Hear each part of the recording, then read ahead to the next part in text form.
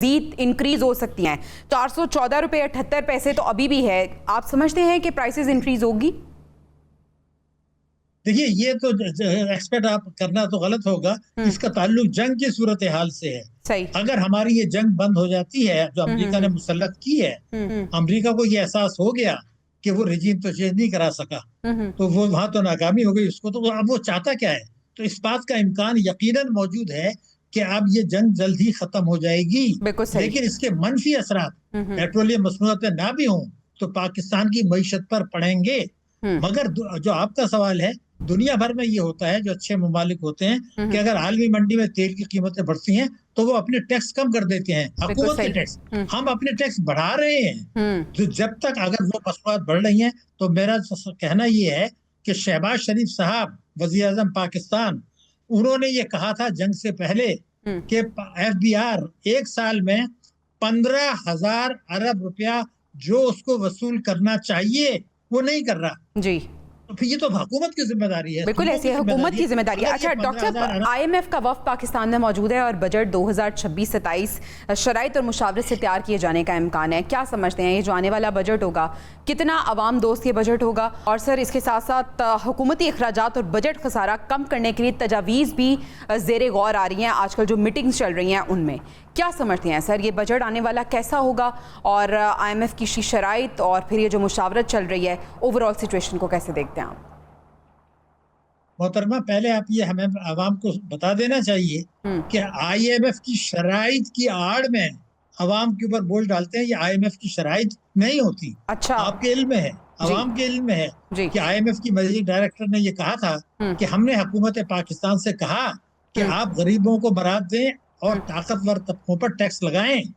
لیکن حکومت کی بات نہیں کر رہا، تمام حکومتیں، یہ حکومت بھی، صوبائی حکومتیں بھی، وہ کہتے ہیں جی ہم تو طاقتور طبقوں پر ٹیکس نہیں لگا سکتے، ہماری مجبوری ہے.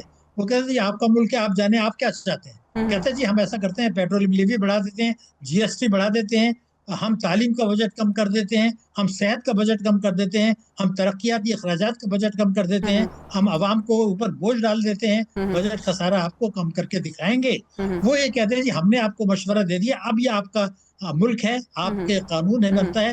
آپ بجٹ خسارہ اگر کم کر کے عوام کو کچل کے کرنا چاہتے ہیں تو آپ کی مرضی. وہ پھر کہتے ہیں اس کو یہ آئی ایم ایف کی شرائط کہتے ہیں. یہ آئی ایم ایف کی شرائط نہیں ہے. میں نے پھر عرض کیا کہ اگر آپ 15,000 ارب کا بڑا حصہ وصول کر لیں تو ان کی شرائط پوری ہو جائیں گی. پھر وہ آپ کو کیوں کہیں گے کہ عوام پر بوجھ ڈالیں، تعلیم کا بجٹ کم کریں؟ اس لیے کہ میرے ملک میں اس وقت دنیا کے جو 10 ممالک ہیں جہاں بھوک کی صورتحال سنگین ہے، اس میں اسلامی جمہوریہ پاکستان ان 10 ملکوں میں شامل ہے. حالانکہ زکوٰۃ کا نظام بھی ہے، زمین بھی زرخیز ہے. وہی اشرافیہ کی معیشت ہے کہ ہمارا بھوک ہے. 26 ملین بچے میرے اسکول نہیں جا رہے پاکستان کے، جو دنیا کی سب سے بڑی تعداد ہے. 11 کروڑ غریب ہیں جو اپنے بچوں کو، بیوی بچوں کو پیٹ بھر کے کھانا نہیں کھلا سکتے. ہم انہیں کو کچل رہے ہیں. یعنی سر حکومت کہتی ہے کہ معاشی استحکام آ رہا ہے، لیکن زمینی حقیقت، زمینی حقائق کچھ اور. سر آپ نے بات کی بار بار پیٹرولیم لیوی اور ٹیکس کو بڑھایا جاتا ہے، عوام بوجھ ڈالا جاتا ہے. اگر ایسا نہیں ہے اور اگر نیک نیتی سے حکومت جو ہے وہ کچھ آپشنز کو آپٹ کرنا چاہے تو کیا سمجھتے ہیں آپ سر اس کے علاوہ کیا آپشنز ہیں حکومت کے پاس؟ پہلی بات تو یہ ہے، میں بالکل وضاحت کر دوں کہ یہ جنگ شروع ہونے سے پہلے پاکستان کی معیشت غیر مستحکم ہو چکی تھی. یہ کہنا غلط ہے کہ یہ استحکام ہمارا، کوئی استحکام نہیں آ رہا. بجٹ خسارہ ہمارا بڑا تھا، تجارتی خسارہ ہمارا بڑا تھا.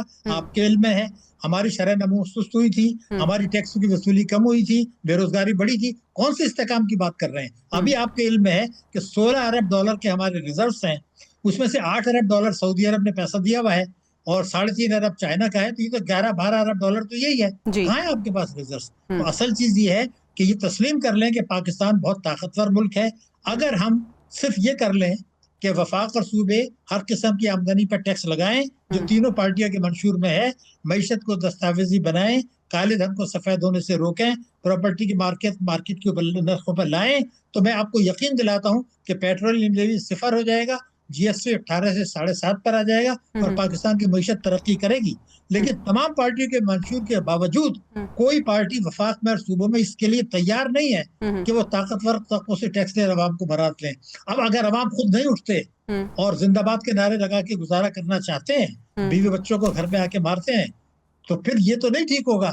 آپ کا بھی یہ دیکھنا ہوگا کہ سیاسی خبریں دینے کے بجائے عوام کی حالت حال کی بات کریں, لوگ آپ کے چینل کے باہر آئیں اور وہ مظاہرہ کریں پرامن, اور آپ اس کو دکھائیے کہ عوام مطمئن نہیں ہے, تو پھر حکومت پر دباؤ پڑے گا اور وہ اصلاحات کرے گی. اگر یہ اصلاح کر لیں, پاکستان اس خطے میں سب سے طاقتور خوشحال ملک بننے کی صلاحیت رکھتا ہے. اللہ تعالیٰ نے یہ وقت دی ہے, لیکن ہم اشرافیہ کو نواز رہے ہیں, بینکس جو ہیں ان کو ہم نے غیر ملکیوں کو دے دیا ہے, وہ پاکستان کی معیشت کو تباہ کر رہے ہیں, نقصان پہنچا رہے ہیں, پاکستان کے سالمیت کو نقصان پہنچا رہے ہیں. ہماری امپورٹس ایکسپورٹ سے دگنی ہے, دنیا میں کہاں ایسا ہوتا ہے کہ آپ امپورٹ دگنی کریں. بالکل صحیح, یہ وہ میجرز ہیں جو ہمیں فوری طور پر لینے کی ضرورت ہے اگر واقعی ہم چاہتے ہیں کہ ہماری معیشت جو ہے وہ استحکام کی طرف گامزن ہو. بہت شکریہ ڈاکٹر شاہد حسن صدیقی صاحب.